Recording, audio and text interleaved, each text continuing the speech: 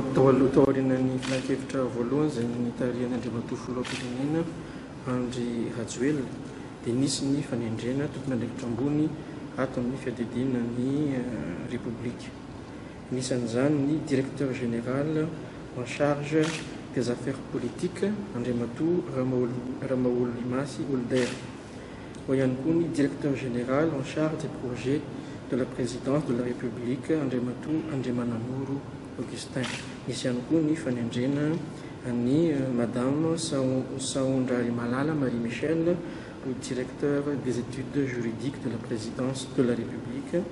Ary ihany koa ny fanendrena ny Andriamatoa Ramos Jimmy, directeur du système d'information de la présidence de la République.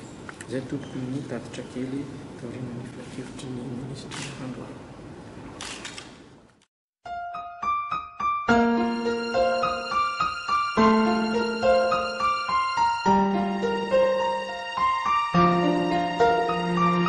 Ooh.